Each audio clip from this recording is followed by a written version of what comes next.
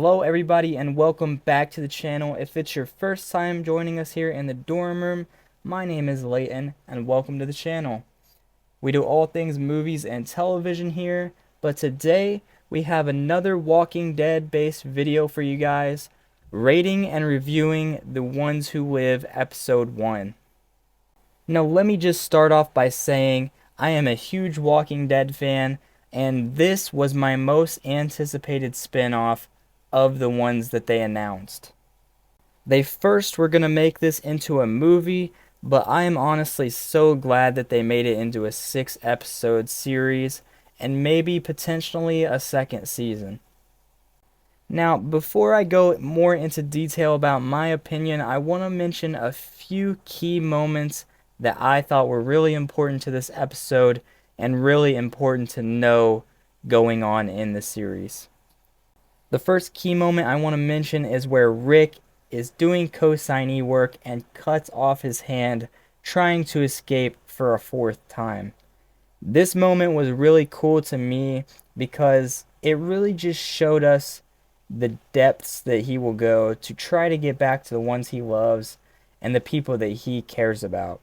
A lot of people were upset about how this happened, but like I said, I think it was really creative writing and a good way to show how mentally crazy he was going trying to get back to his family.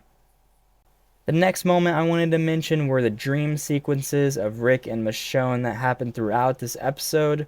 I really liked seeing these because they were kind of a breath of fresh air through this story of Rick's darkness almost. We saw Rick was struggling mentally and physically, and these just kind of showed a happy reality for Rick in his dreams. I also wanted to talk about Rick's letter to Michonne that we hear voiced over through multiple scenes of this episode. It was really well how they used that to explain what was going on in the CRM and give some people a little more information about it. And it really caught me off guard when at the end he said he was writing it to nobody, and it kind of was very sad to me. It almost made me cry, to be honest, when he threw all the stuff in the fire and he said that he failed. I thought that he honestly left this message out there for her like he did the message in the bottle, kind of, but that wasn't the case. I wanted to spotlight 4 different new characters, including Okafor, Thorne, General Beale, and Esteban. First, Okafor was a key moment and key character to this episode. By the end, we know that he dies, of course, but he really plays a big factor into why Rick is becoming such a big name in the CRM and why he's going to go up in the ranks. Thorne is just kind of meant to be a friend of Rick's, but also kind of someone who can go up against him.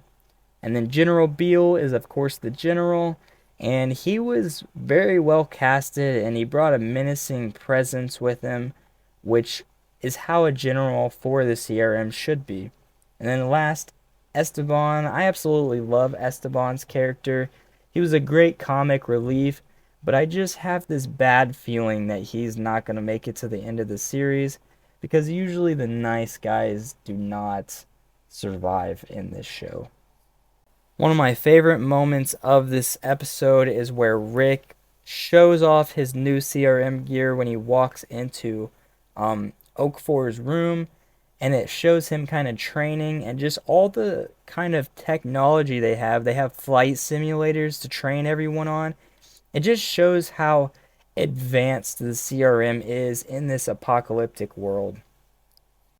I also really loved the scene where Rick confronted Okafor in his room. This might have been my favorite scene in the whole episode just because Rick's speech was so good, and it made me feel like he really meant it, and that was some of the best acting that I think I've seen Andrew Lincoln do. And I also loved how many F-bombs they include, because if you're living in an apocalyptic world, like, you're gonna cuss, there's no avoiding it, and I'm so glad that the show's finally starting to build on that in these spin-off shows. We get a little bit of Rick's backstory, which was very interesting to hear, as we haven't heard a lot of that. But I'm not going to focus a ton on that in this video, maybe a separate video. But then we end the episode off with one of the most suspenseful scenes, if not the most, from this episode. A grenade is fired through the windshield into the cockpit of the helicopter, going into Okafor's chest, blowing him up, splattering blood all over the inside of the helicopter. All of the people, including Rick, start to panic as more explosions blow up on the helicopter, leading them to going down.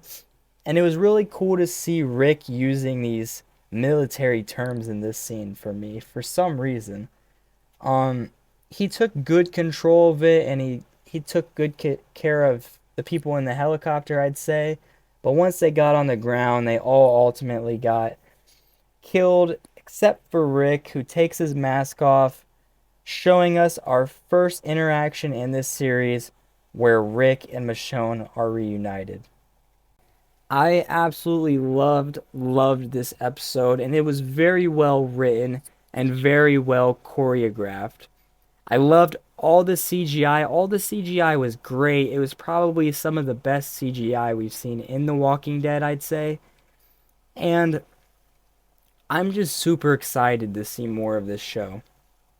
Watching this episode really made me feel like I was watching The Walking Dead again.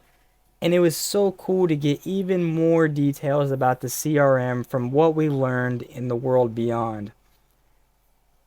Now, I could go on and on about this episode, but there was just so much good parts to break down and invest in, and I just don't have the time for that today.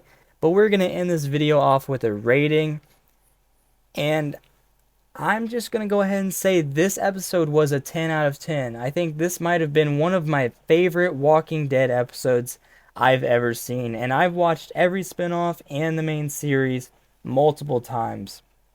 It was just so awesome to see Rick back again, and I can't wait to see what they do next. So let me know what you guys would rate this in the comments. Let me know some of your favorite moments and what you hope to see in the future of these episodes, and just what you like about the show in general. But I will catch you guys next week with an episode 2 review. But for now, peace out.